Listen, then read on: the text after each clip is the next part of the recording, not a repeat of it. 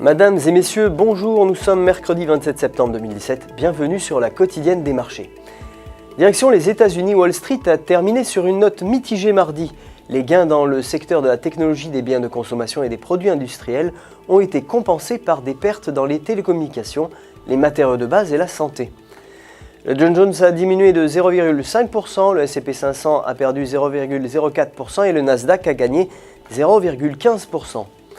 Le dollar américain a augmenté par rapport aux autres principales devises alors que les investisseurs réfléchissaient aux commentaires de la présidente de la Réserve fédérale, Janet Yellen, réaffirmant l'opinion de la Banque centrale selon laquelle une hausse des taux graduelle est la mesure de la politique monétaire la plus appropriée.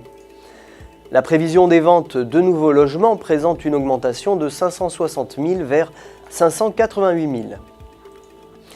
Aujourd'hui, les commandes de biens durables sont attendues à 0,2% contre 0,6% auparavant. L'or a terminé en baisse, clôturant à 293 $ l'once, alors que le dollar américain s'est renforcé suite au discours de la présidente de la Réserve fédérale, Yellen. Le pétrole brut a terminé quasiment inchangé, clôturant à 52,10 $, le baril, alors que les investisseurs ont profité du récent rallye pour spéculer sur les prix du pétrole, lesquels ont atteint des sommets durant quelques heures, peu avant les données sur les inventaires hebdomadaires. Aujourd'hui, les stocks de pétrole brut sont attendus à 3,422 millions contre 4 591 millions auparavant.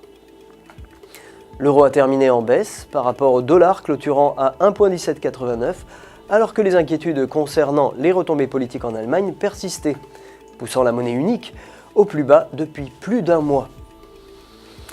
Sur le graphique de 4 heures, la paire se négocie près de la bande inférieure des indicateurs des bandes Bollinger à 1,1749 avec l'indicateur RSI inférieur à 50. Le maintien de ces conditions pourrait entraîner la paire encore plus bas vers 1,15 alors que le dépassant la bande interne pourrait entraîner la paire plus haut vers 1,20. La livre sterling a terminé en baisse contre le dollar, clôturant à 1,3459 sur le graphique de 8 heures. La paire se négocie à présent sous la moyenne mobile à 1,3512 avec l'indicateur RSI inférieur à 50. Le maintien de ces conditions pourrait entraîner la paire plus bas vers 1,32 alors que le franchissement de la moyenne mobile pourrait entraîner une tendance haussière vers 1,37. C'est tout pour aujourd'hui.